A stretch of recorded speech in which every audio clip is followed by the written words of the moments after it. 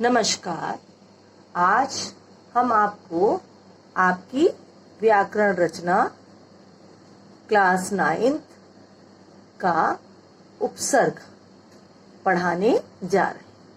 तो ये शब्दांश क्योंकि ये शब्द का अंश होता है, ये शब्दांश बड़े शरारती, कभी शब्द के आगे जुड़कर, कभी शब्द के पीछे जुड़कर, ये शब्दांश बड़े शरारती उथल पुथल मचाएं ये और बनाए नए शब्द को, ये शब्दांश बड़े शरारती। तो उपसर्ग यानी उपसर्ग शब्दांश, शब्द का अंश। तो सबसे पहले देखते हैं उपसर्ग की परिभाषा। उपसर्ग शब्द उप तथा सर्ग से मिलकर बना है। उप का अर्थ है समीप, निकट या पास में, और सर्ग का अर्थ है सृष्टि करना। सृष्टि करना यानी रचना करना, बनाना, बनावट। इस तरह उपसर्ग का अर्थ है पास रहकर दूसरे नए अर्थ वाले शब्द की सृष्टि करना, यानी रचना करना। यानी ये जो उपसर्ग होते हैं ये शब्द के पास में रहते हैं और पास में रहकर एक नए शब्द की रचना करते हैं। तो अब देखिए, हम देखते हैं उपसर्ग की परिभाषा। उपसर्ग वे शब्दांश होते हैं, क्योंकि इन्हें क्या कहते हैं, शब्द का अंश। ये पूरा एक शब्द नहीं है, ये तो मात्र शब्द का अंश है, क्योंकि ये कहाँ लगते हैं, आगे। उपसर्ग वे शब्दांश होते हैं जो किसी सार्थक, सार्थक का मतलब हो जो कि अपना अर्थ देता है, मूल शब्द, मुख्य शब्द। यदि उसका एक अर्थ नहीं है तो हम उसमें उपसर्ग नहीं लगा सकते, क्योंकि वो शब्द सार्थक नहीं है। शब्द के पहले जुड़कर उसके अर्थ को परिवर्तित कर देते हैं, हाँ, बदल देते हैं। यानी जब किसी भी मुख्य शब्द के आगे, मूल शब्द के आगे ये उपसर्ग शब्द का अंश जुड़ जाता है तो वो उसके रूप तो परिवर्तन करता है, साथ में अर्थ को भी परिवर्तित कर देता है, उसे विशेष अर्थ प्रदान करता है, एक विशेष रूप, एक अलग अर्थ प्रदान करता है। जैसे देखिए प्र, ये प्र क्या है, ये आपका उपसर्ग है, ये शब्द का अंश है। प्लस धन से, हिंदी में प्लस को इंग्लिश में प्लस कहते तो हिंदी में से धन कहते हैं। बल बराबर प्रबल, निर्धन बल बराबर निर्बल। तो निर, क्योंकि ये आधा राय यहाँ पर क्यों है, क्योंकि देखो ये हलंत लगा है। तो जब भी कोई अक्षर, कोई व्यंजन आधा होता है तो उसके नीचे हलंत लगा के उसकी पहचान कराते हैं। इसीलिए ये बा के ऊपर लग गया, क्योंकि ना के बाद इसकी आवाज है, इसलिए इसको हमने ऊपर लगा दिया। तो निर्बल। अब देखिए उपसर्ग के प्रकार। तो उपसर्ग कितने प्रकार होते हैं, उपसर्ग के 3 प्रकार के होते हैं। उपसर्ग हमारे 3 प्रकार के होते हैं। पहला उपसर्ग संस्कृत के उपसर्ग, नंबर 2 हिंदी के उपसर्ग, नंबर 3 आगत या विदेशी उपसर्ग। तो इस प्रकार आपके उपसर्ग कितने प्रकार के हो गए, 3 प्रकार के, जैसा आपको सामने स्क्रीन पर दिखाई दे रहा है। संस्कृत के उपसर्ग, हिंदी के उपसर्ग, आगत या विदेशी उपसर्ग।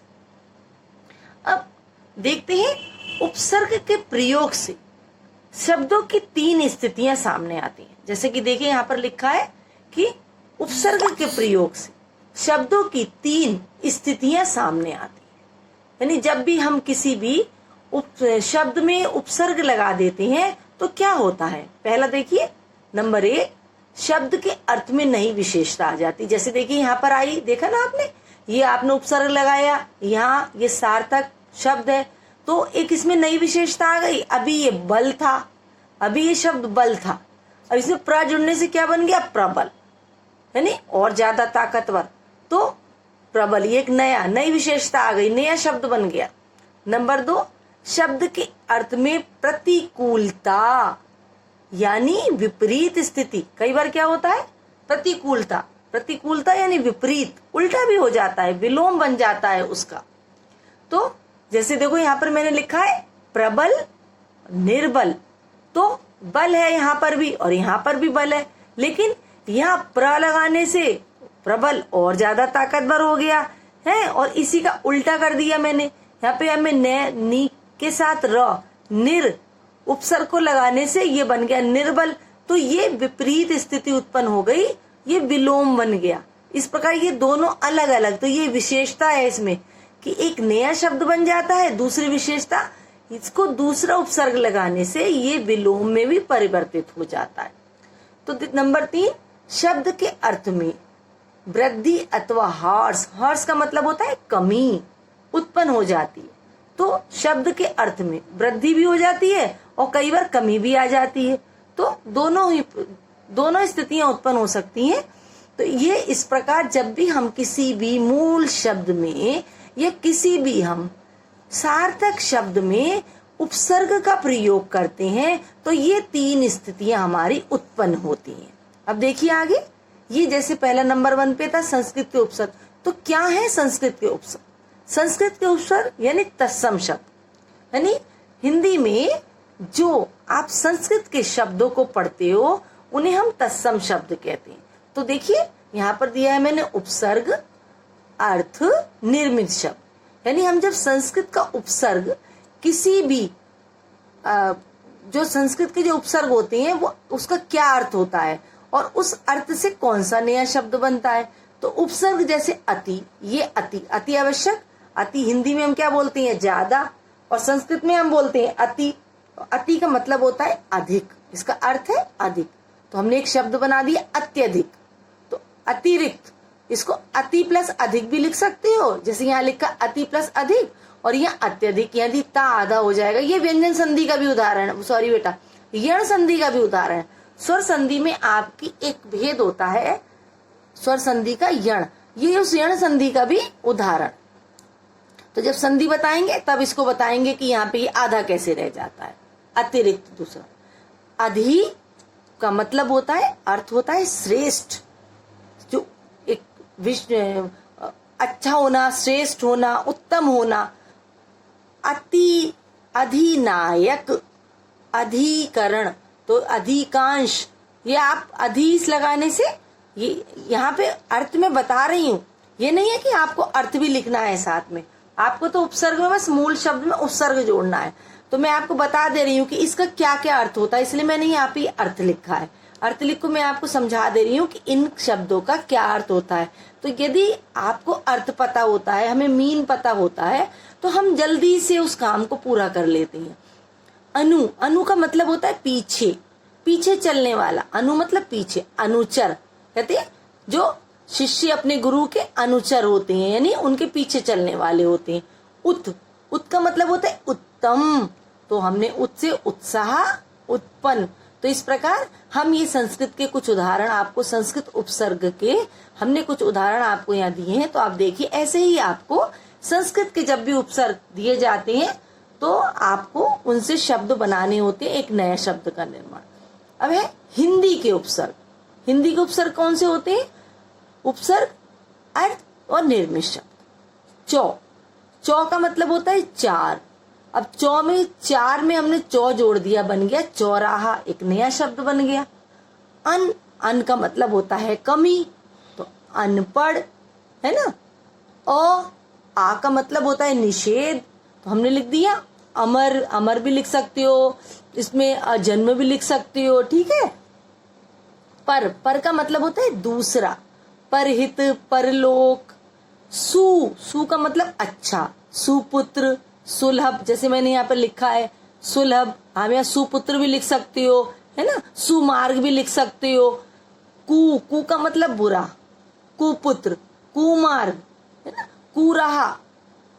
अध, अध का मतलब आधा, अध जला, अध पका। तो इस प्रकार ये है आपके संस्कृत के उपसर्गों से बनाए हुए कुछ, यहाँ मैंने आपको एग्जाम्पल उदाहरण दिए हैं, और कुछ यहाँ मैंने हिंदी उपसर्गों से आपको जो एक एग्जाम्पल उदाहरण लिखे वो मैंने आपको दिए। अब देखो बेटा, आगत या विदेशी उपसर्ग, क्योंकि हिंदी में बहुत अलग भाषा भी आई हुई है। हम हिंदी में संस्कृत भाषा का भी प्रयोग करते हैं, हम हिंदी में अंग्रेजी भाषा का भी प्रयोग करते हैं। हिंदी तो करते ही करते हैं, साथ में हम अंग्रेजी के शब्दों का भी प्रयोग करते हैं और हम उर्दू के शब्दों का भी प्रयोग करते हैं। अन्य भाषा के शब्दों को भी हिंदी में जोड़ दिया जाता है। तो आगत का मतलब होता है आई हुई, अनेक अनेक भाषा की। विदेशी, विदेशी शब्द, तो उसके भी कुछ मैंने उदाहरण यहाँ लिखे हैं। उपसर्ग अर्थ निर्मित शब्द। अल, अल का मतलब है निश्चित। अलबत्ता, तो ये एक उर्दू शब्द है अल। कम, थोड़ा, ये भी अरबी फारसी भाषा का शब्द है। कमजोर, कम अक्ल। खुश, खुश हम बोलते हैं प्रसन्न, हमारा हिंदी का शब्द है प्रसन्न, लेकिन ये दूसरी भाषा का शब्द है खुश। शुभ, उसका अर्थ होता है शुभ। खुशनुमा, खुशबू। गैर, दूसरा। गैर कानूनी, गैर सरकारी। ला, बिना, ला, ला का मतलब होता है बिना, तो ला इलाज यानी इलाज के बिना। बे, बे का मतलब बिना, तो बेनाम, बे का मतलब बिना है तो बिना, बेनाम मतलब जिसका कोई नाम नहीं हो। बेरहम, जिसमें जरा भी रहम ना हो। तो बेटा इस प्रकार ये उपसर्ग मैंने आपको पढ़ाया है, तो समझ में आया होगा। आप इसको 1, 2, 3 पढ़ के देख लीजिए, आपको समझ में आ जाएगा कि आखिर उपसर्ग क्या होते हैं। उपसर्ग मतलब जो किसी भी मूल शब्द के आगे, सार्थक शब्द के पहले, प्रारंभ में, देख लो प्रारंभ में लगे हैं, सब हमेशा प्रारंभ में लगे हुए हैं। यहाँ पर देखो हर जगह आप एग्जाम्पल उदाहरण देखना, प्रारंभ में लगे हैं, इसीलिए ये उपसर्ग कहलाते हैं। तो ठीक है बेटा, आप घर में रहो, सुरक्षित रहो। मैं आपको प्रत्यय भी क्या होता है उसका भी वीडियो मैं आपको बनाकर भेजूंगी। चलिए ठीक, ओके बेटा।